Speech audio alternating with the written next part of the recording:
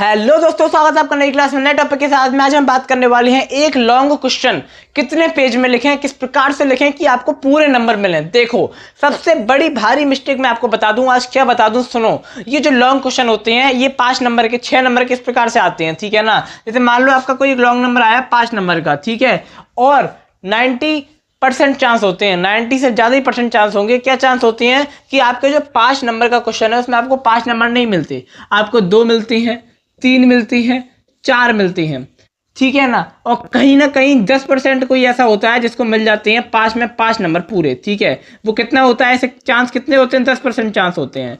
अब इन्हीं चांस को बढ़ाने के लिए बात को समझना मेरी, आज की क्लास लंबी जाए तो जाने दो। आज समझो, क्या समझो कि आपको अगर 5 नंबर का क्वेश्चन है, आप उसको लिख रहे हो तो आपको पूरे में पूरे मार्क्स किस प्रकार से मिले, 5 में 5 मार्क्स किस प्रकार से मिले, उसको समझो। बताऊंगा कितने पेज लिखने हैं, बताऊंगा किस प्रकार से लिखना है, समझो, ठीक है। तो देखो, सबसे पहले एक बात करते हैं। सबसे पहले एक पेपर पड़ा हुआ है, यहाँ पेपर उठा लेते हैं।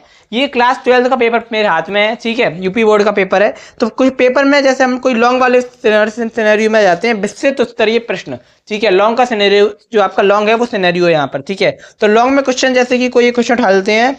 ये आया क्या क्वेश्चन, कैंसर क्या है, कैंसर के कारण एवं उपचार का विस्तार से वर्णन कीजिए। ये आपके 5 नंबर में आया हुआ है। कितने नंबर में आया हुआ है, 5 नंबर में। क्या पूछा है, कैंसर क्या है, इसके कारण बताओ व इसके उपचार बताओ, ठीक है ना। ये पूछा गया है। अब यहाँ पर क्या होगा, मैं एक एग्जाम्पल के तौर पर क्वेश्चन ले रहा हूँ, लेकिन क्वेश्चन कोई भी हो, करना आपको यही है। क्या करना है, जैसे कि मान लो, आप सुनो होता क्या है। देखो, ये होता है, जैसे मान लो कोई क्वेश्चन आया 5 नंबर का, ठीक है।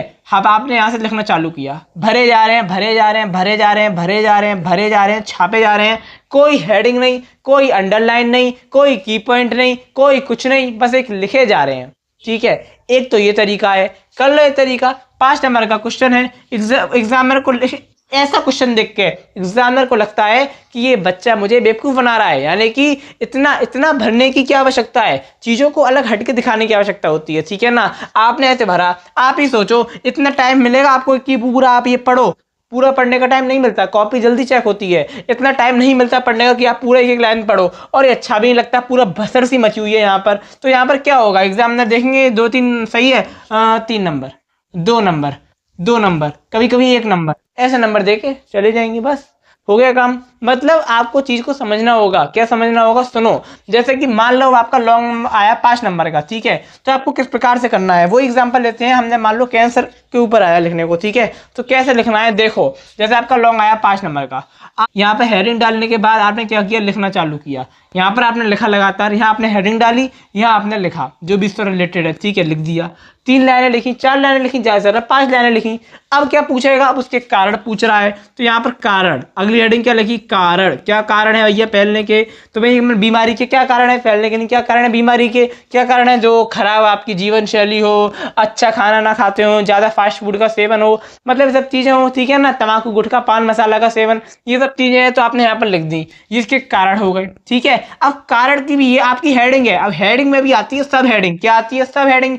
कारण में भी कुछ होती हैं, कुछ मुख्य कारण होते हैं, खराब जीवन शैली, ठीक है ना। इस प्रकार से जो कुछ आप कारण बना सकते हो वो बना के लिखना। उसके बाद ये हो गई आपकी हेडिंग हो गई, यहाँ आपने 2 से 3 सब हेडिंग लिख दी।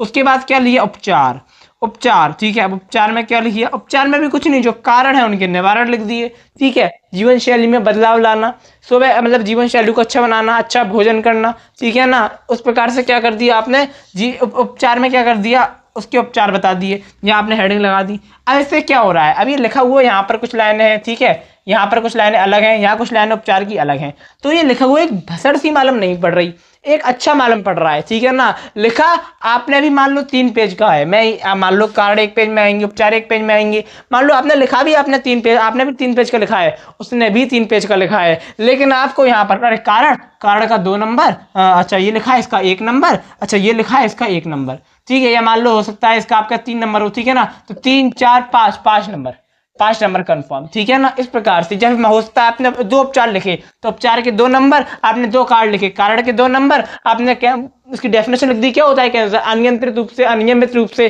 कोशिकाओं का विभाजन होते जाना, क्या कहलाता है, कैंसर कहलाता है। तो आपने यहाँ पर बोल उसकी डेफिनेशन लिख दी, 1 नंबर, ठीक है। तो ये कितने हो गए आपके, 5 नंबर, तो बस मतलब एग्जामिनर को भी आसानी हो गई नंबर को क्या करने में, लेने में, नंबर को उठाने में, क्या वही आसानी हो गई। अब आपने वहां पर पूरा अंधाधुंध लिखा हुआ है, कुछ पता ही नहीं चल रहा है, तो ऐसे में नंबर कहाँ से मिलेंगे, इस चीज को समझो। ऐसा एक एग्जाम्पल नहीं, यहाँ पर मैं केवल एक पेपर की बात नहीं कर रहा, मैं केवल बायोलॉजी की बात नहीं कर रहा, फिजिक्स, केमिस्ट्री, कोई भी सब्जेक्ट अगर आप लॉन्ग लिख रहे हो तो आपको मतलब उसको समझना है वो क्या कह रहा है, ठीक है। जैसे आपके सामने देखो लाइव एक प्रूफ, एक और उठा लेते हैं क्वेश्चन। मानव विकास पर एक निबंध लिखिए।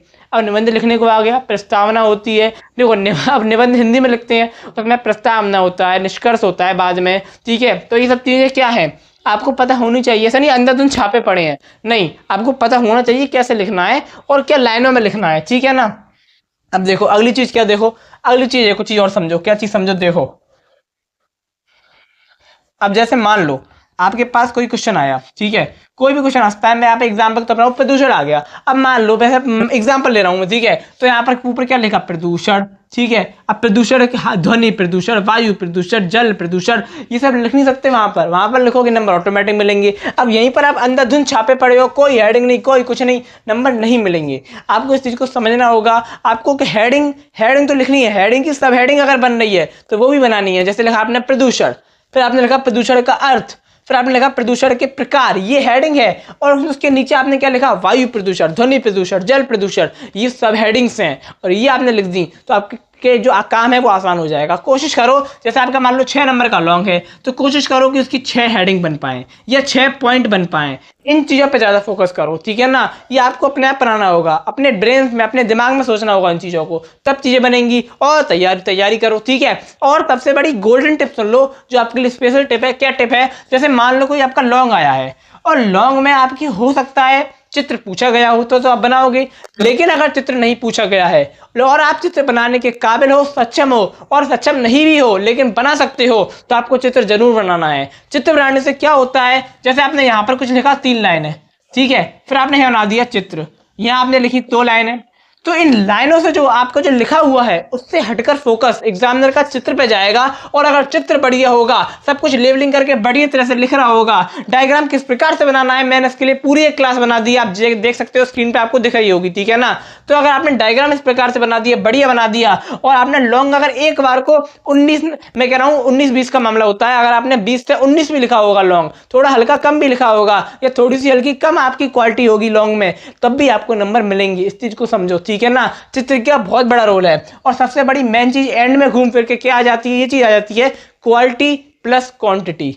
इस चीज को समझना होगा। देखो अगर मान लो आपने पूरा, कोई क्वालिटी नहीं है, कोई कुछ नहीं है, क्वांटिटी है बस, भर दिए 5-6 पेज, 5 नंबर का क्वेश्चन, मरे से मरे सिनेरियो में 2 नंबर आपको मिल जाएंगे, ठीक है। लेकिन अगर आपने क्वालिटी दी है, अगर आपने क्वांटिटी बेशक कम रखी है, लेकिन क्वांटिटी भी होनी चाहिए अगर लॉन्ग क्वेश्चन है तो, लेकिन चल जाता है इतना। लेकिन अगर आपकी क्वालिटी अच्छी है, आपका डायग्राम बना हुआ है, हेडिंग है, हेडिंग की सब हेडिंग्स हैं, पॉइंट्स में क्वेश्चन लिखा हुआ है, पॉइंट में जो आपका क्वेश्चन का आंसर है वो लिखा हुआ है, तो कहीं ना कहीं जो आपकी क्वालिटी है वो भारी पड़ जाती है क्वांटिटी पे, और आपको नंबर 5 में 5, अगर 5 का क्वेश्चन है लॉन्ग और 6 का लॉन्ग है तो आपको मिलती हैं, ठीक है ना। तो आशा करता हूँ कि आपको समझ में आ गया होगा जितना भी एक्सपीरियंस है। अब एक्सपीरियंस ऐसे ही इकट्ठा नहीं किया, बहुत सारी, इस क्लास को बनाने से पहले बहुत सारी चीज़ों को देखा, पेपरों को देखा, ठीक है, जो आप पेपर आपके एग्जाम की कॉपी होती हैं उनको देखा, अब आपको कहाँ से देखा, सर्च किया, अरे आप भी सर्च किया करो चीज़ों को, ठीक है ना। उसके बाद जो भी रिसर्च हुआ, जो भी एनालिसिस हुआ, उसको यहाँ पर अपने क्या कहते हैं बताया आपको, ठीक है। तो आशा करता हूँ कि आपको समझ में आ गया होगा। अब मैं आपको मिलूंगा एक और नई क्लास में नए टॉपिक के साथ में, तब तक के लिए जय हिंद, जय भारत।